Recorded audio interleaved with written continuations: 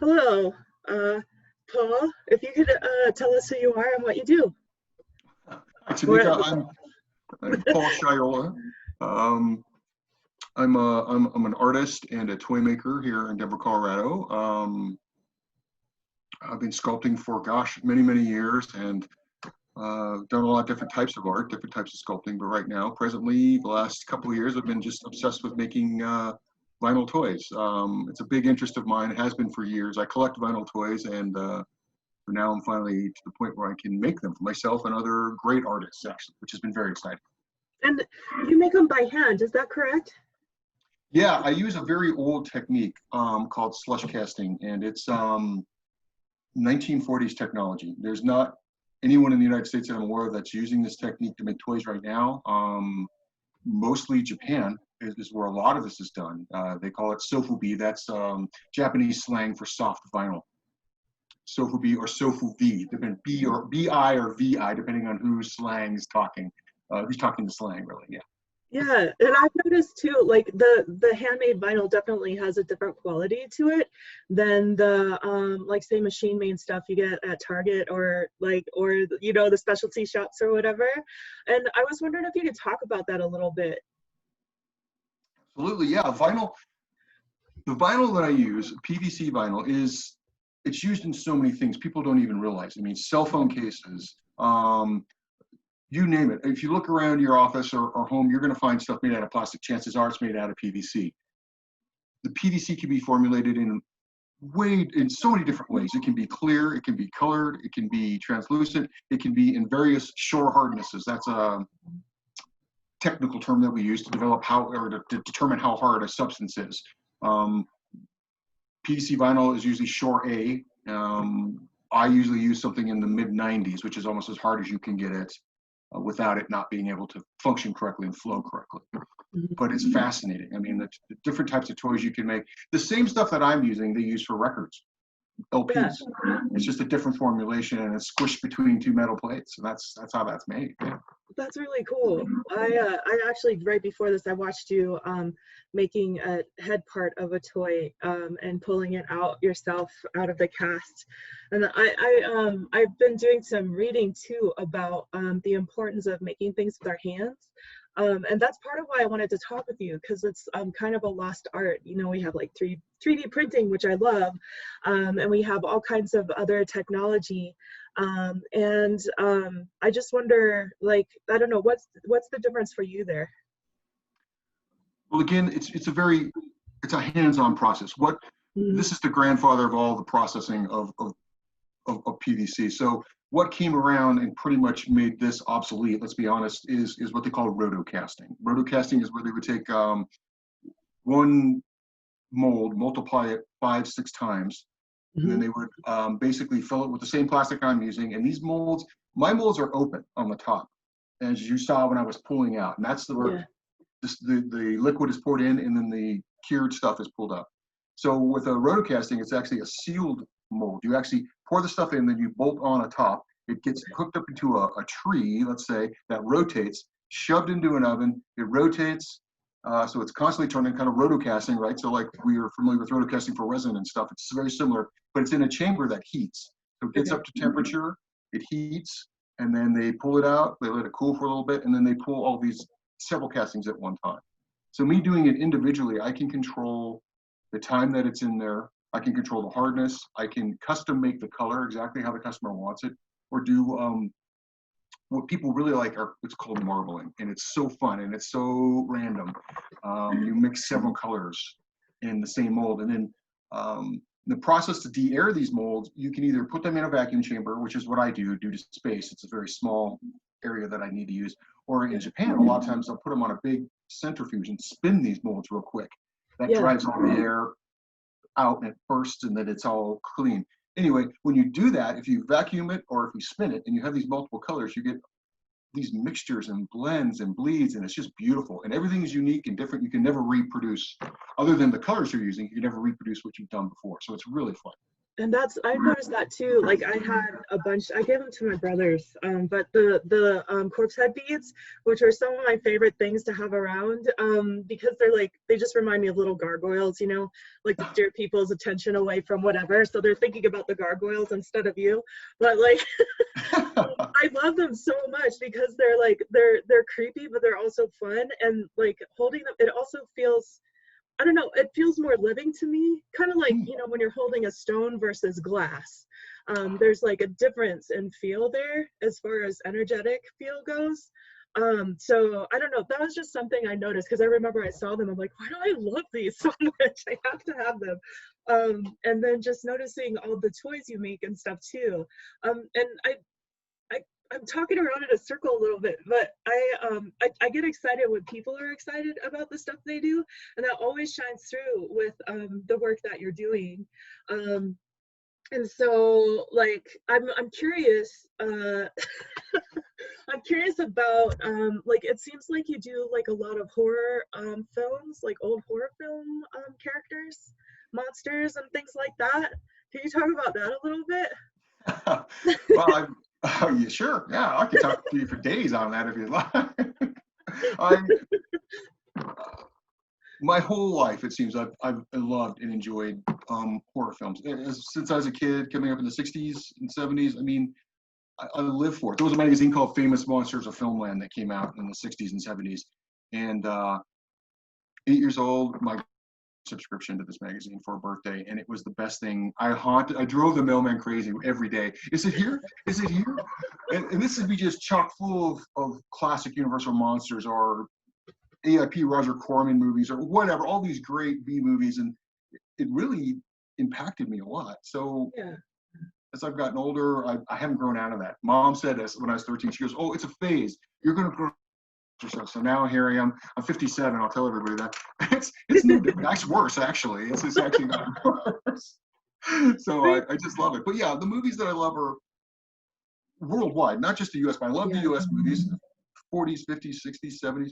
But I love them from in Japan and Italy and Spain and everywhere because they're all fascinating. Mexico. Some of my favorite movies are the masked wrestler movies from Mexico, the Luchadores. Oh my God, I love them. I mean, where else can you get, you know, such a wonderful culture where you can read a wrestling comic book during the day, go to that evening and watch your famous luchador wrestle, and then come home and watch him on TV of fighting vampires or werewolves. Oh, you know, that's beauty. That's absolute heaven to me. So yeah, it like creates a whole other world. Like I remember being introduced to like the Santo movies. I can't remember his whole name, but like Santo and the zombies and Santo and the vampires and all this stuff.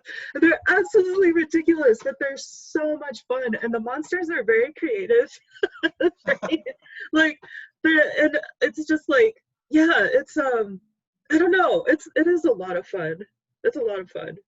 And so like to be able to continue that extension feels like a lot of fun too. So it's like, you know, I think like a lot of artists and writers and dancers and everybody, we always try to figure out how we fit in the canon or in the lineage or whatever, you know, however we call it in our lines.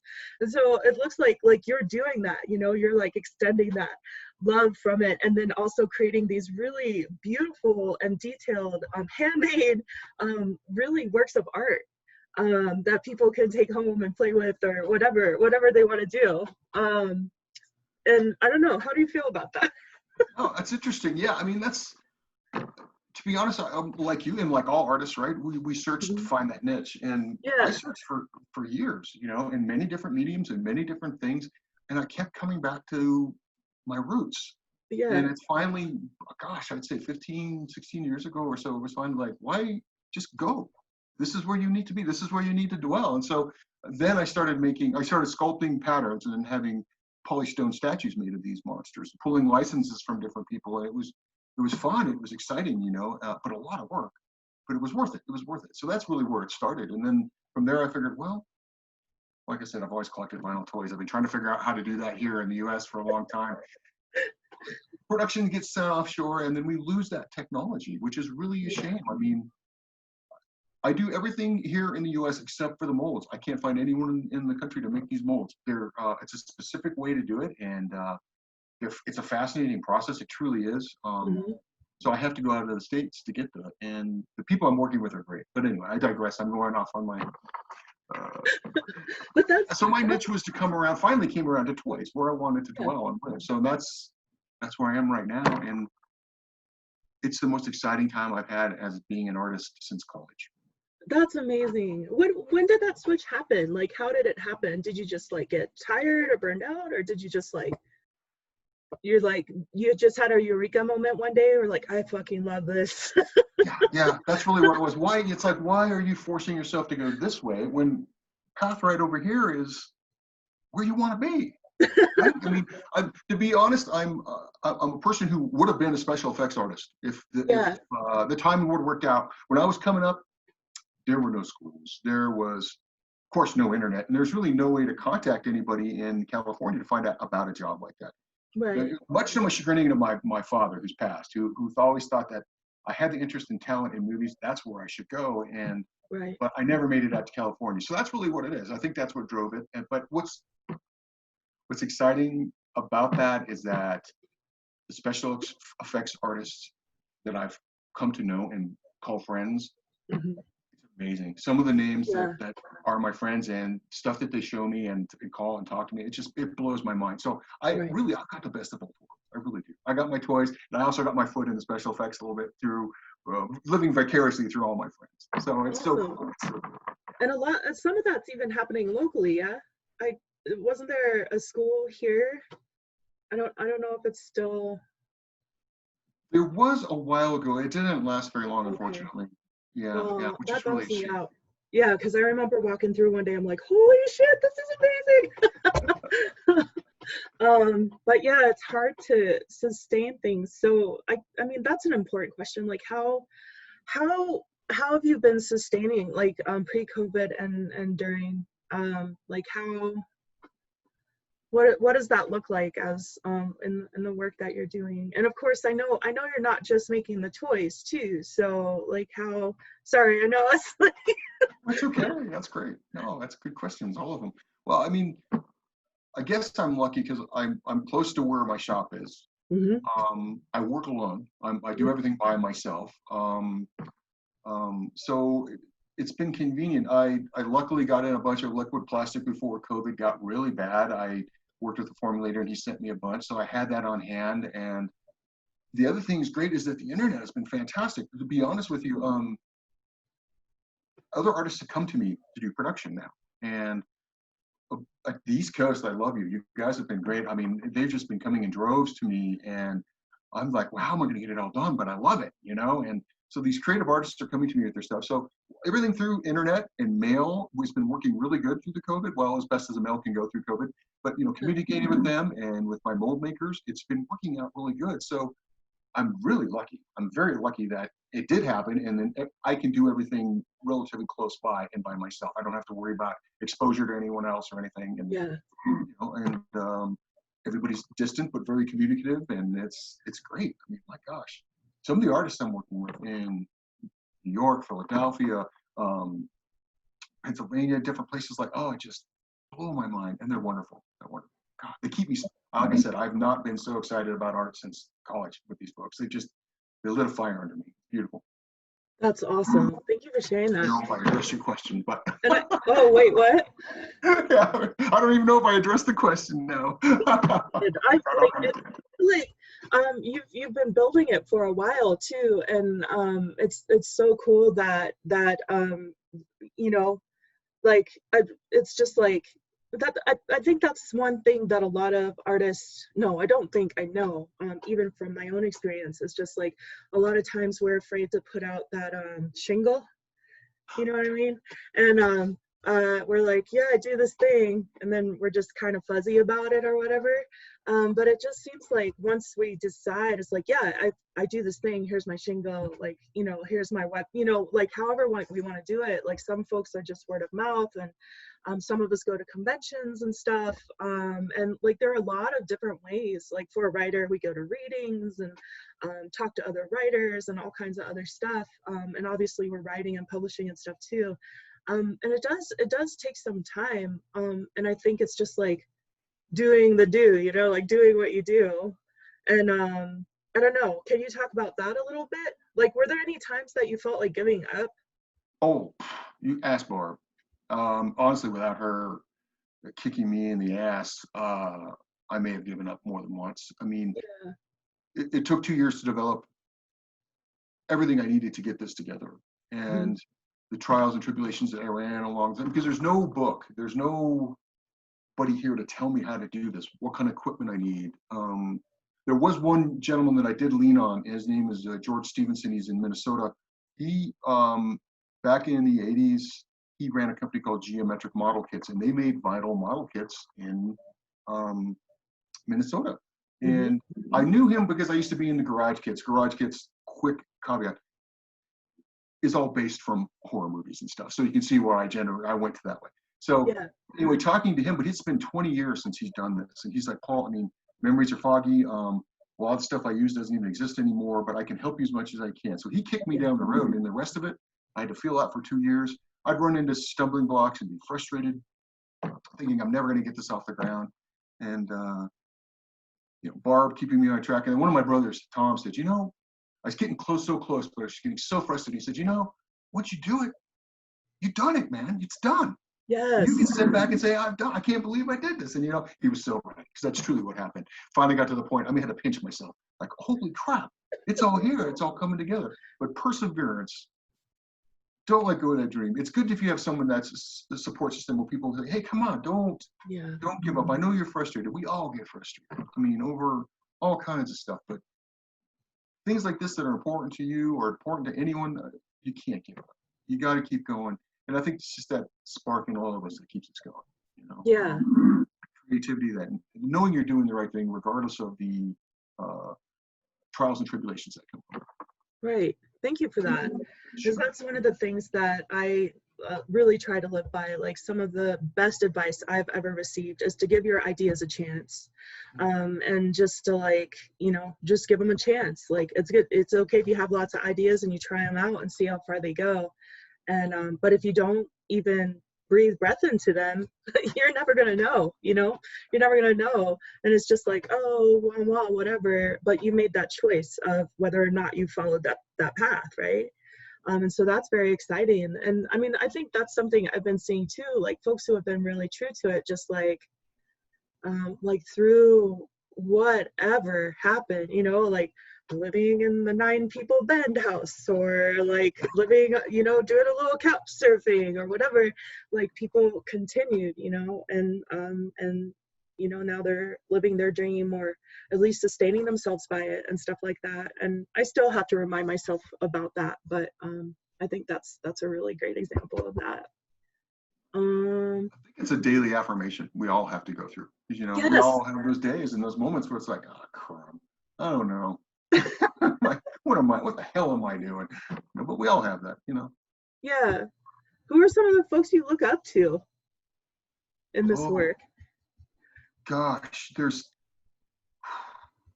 a lot of people. I mean, it's hard to, I know, that's when we get in trouble sometimes. It's like, what if I forget? Yeah, I know. Who am I gonna? Honestly, the person I think that, and he's not alive, but the person that's really influenced me more than anything, his name is Paul Blaisdell. Okay. Paul Blaisdell was probably, he was the person that pretty much started the monster suit in movies. He worked for Roger Corman. He was a science fiction illustrator in the 50s, and a heck of a good artist. And he could work on a shoestring and pull stuff together for these directors that they couldn't believe, you know. And he worked hard his whole life as an artist and in Hollywood, and he got nothing. In fact, every movie they'd come with him, they'd pay him less and less every movie as they What? Yeah, and he got really frustrated, and he said, screw it, I'm out. And he left.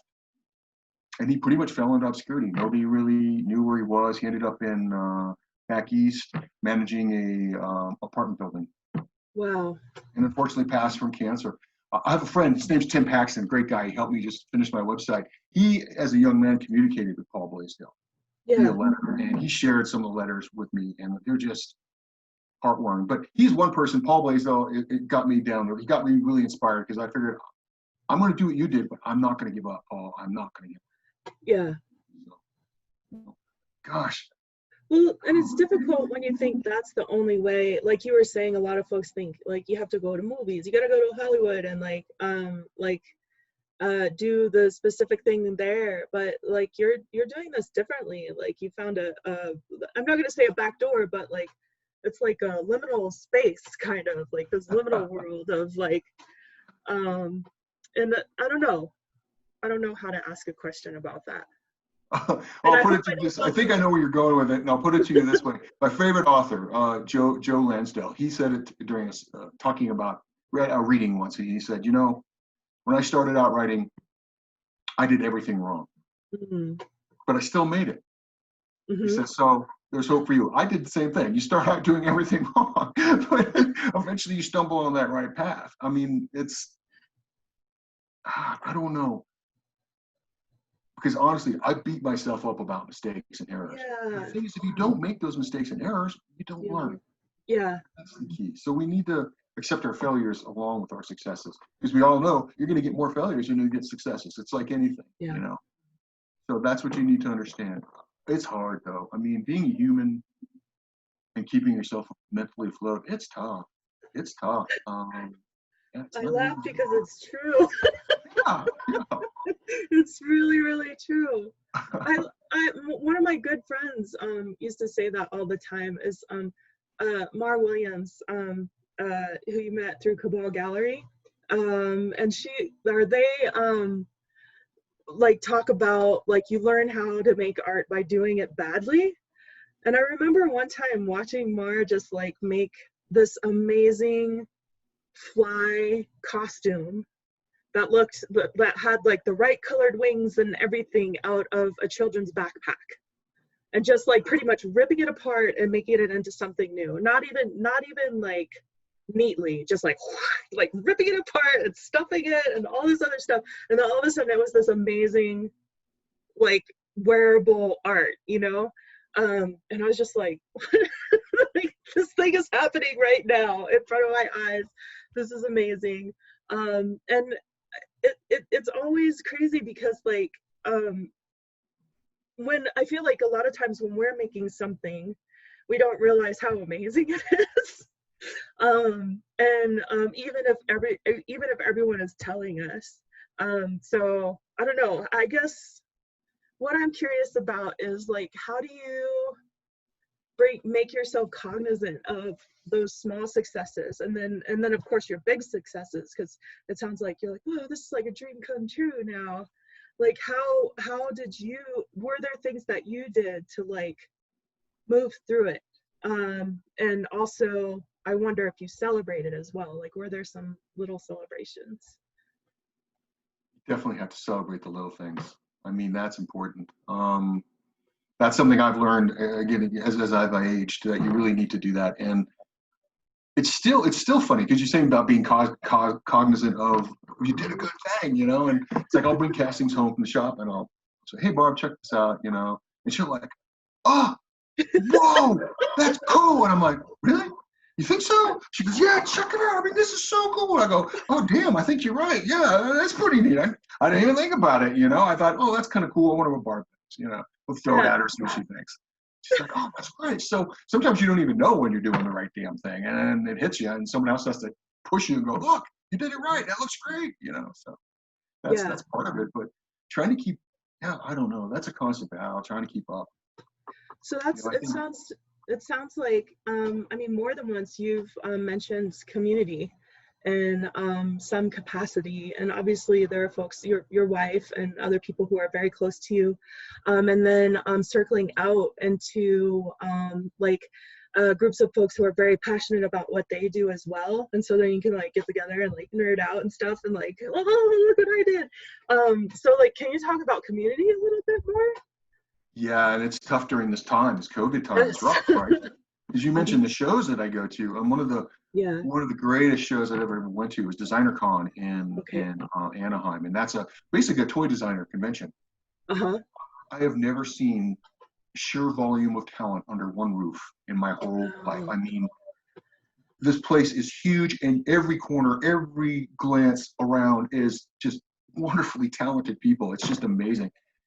And it's so cool the support you get from these people. They don't even know you, and they're like, I love that. That's great. How do you do it? And then before you know it, like you said, you're nerding out with somebody you have no clue with, Yeah.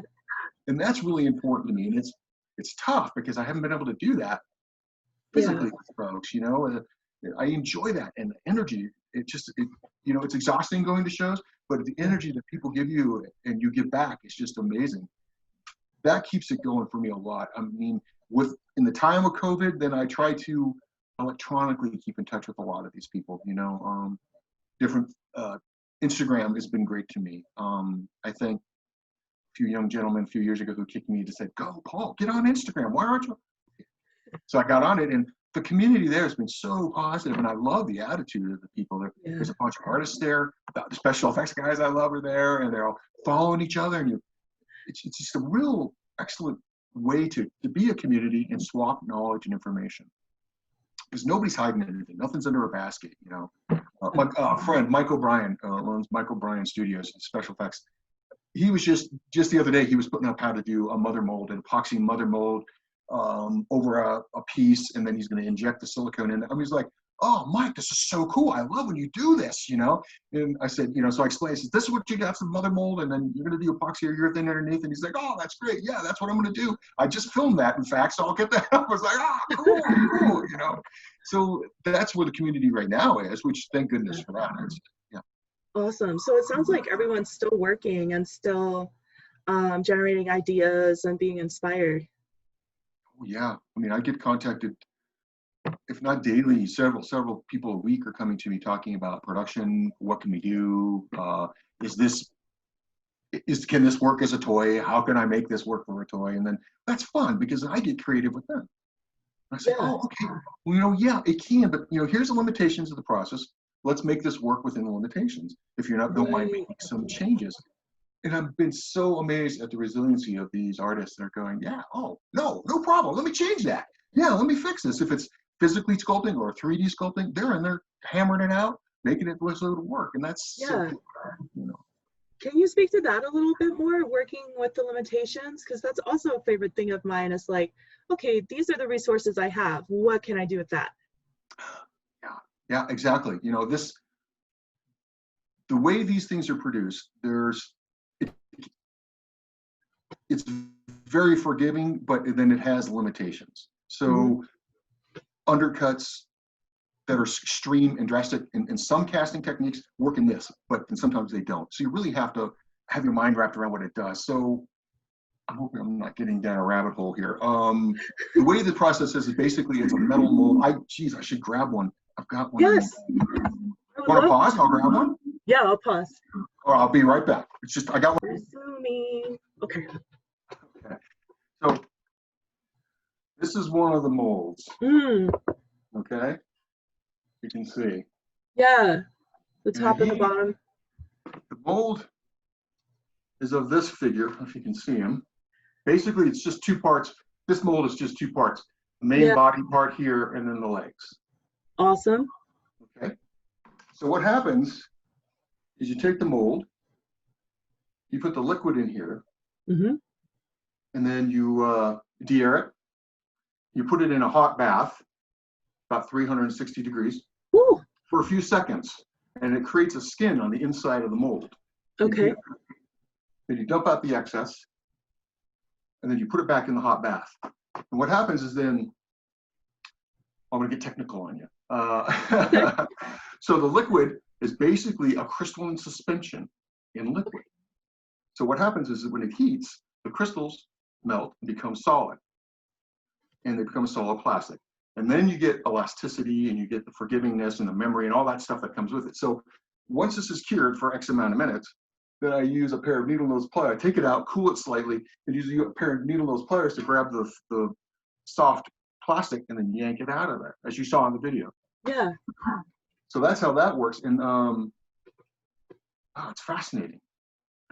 It's very interesting how this works. Like I said, it's very forgiving. And you can see some of the stuff on here. Even though this mold is now a non-functioning mold. Okay. Because there were some problems with the undercuts on here that we couldn't overcome. So I have to get this mold remade. Gotcha. What That's makes why it it came home. functioning? Is it just like something that happens over time, or? I should have caught an undercut and I didn't. Okay. And my wonderful mold makers in China, the gentleman I'm working with directly in my mold maker, he had worked for Mattel for years. He's got a ton of experience, and he missed it too. Okay. And he was like, "I'm sorry, I should have caught that." I go, no, we both missed it. So it's, we got to back up and recorrect this and stuff. So, but it happens. That's the only time it has happened. I've got 30, 40 molds made now, and that's the first problem we've had. So, yeah. I mean, that's, as far as odds go, that's not too bad. Yeah, I'll take it. Yeah. I mean, especially since we're talking about, like, it's not, it's handmade. Like, it's handmade, and it's like, that's the only mistake. So that's pretty cool. I mean, and you learned something too. There you go. I did. Yeah. Sometimes it's a tough lesson, but you got to take it and learn it. But I mean, it's a fascinating technique, but you can see that it's a very slow technique too, right? I mean, yeah. I can maybe, to be honest, I can make maybe 2 or 3 parts an hour, depending on the size of the mold. Mm-hmm. I say that, but sometimes I'm cycling 3 or 4 molds at a time. Okay. So I'm getting a lot of stuff done at once. So if you're smart and work productively, you can get a lot done. Yeah. Right on. Yeah. I'm just curious, what other mediums have you worked in? I've seen some of your sculptures too. What else have you done? Well, I mean, I've initially I was going to be just a drawing and painting was my influence, and then in school, and going, oh, I love it, and then drawing instructor said, you're starting to depart a bit from drawing, and you're really going 3D. Did you ever think about sculpting? I said, honestly, no. I mean, I did wood carving as a kid, stuff like that. Yeah. Think about it. And so I did over a summer break when I was working, and I came back and took a first sculpting class, and it was it. I was gone, But I've worked in metal welding. I've worked in wood. I've worked in ceramic sculpting, found object sculpting, various different plastics and polymer clays, and I don't think, my gosh, different types of wax clays and water-based clays and all kinds of stuff. Paper clay. Japanese love to use paper clay, which is, the detail they get out of it. Oh my word. God, it's amazing. Beautiful stuff. Beautiful stuff. So all kinds of various different things. I think one of the pieces you saw was actually a piece that I sculpted. It was initially in clay, but then made into a bronze. Which is the first and only bronze that I've ever had. So. Yeah. Is there anything else you'd like to add, or like something you'd like to leave folks with? Just don't give up. Yeah. As hard as it gets, don't give up. And as frustrated as you get, talk to someone. That's what I find helps me a lot. Yeah. And how do people, like, if they wanted to get in touch with you or ask more information or how to support your work, how do they do that? Well, if you're interested in production, you can contact me at info@milehighsofubi.com, and I'm on there all the time. Or you can shoot me an email about anything that I have made at Sputnik13@comcast.net. And awesome. I'm real responsive. I get back to folks real quick. Yeah, that's true. Thank you. Well, thank you so much for doing this talk with me. And I think I'm going to go ahead and close it up. All right. All right. Well, you're welcome.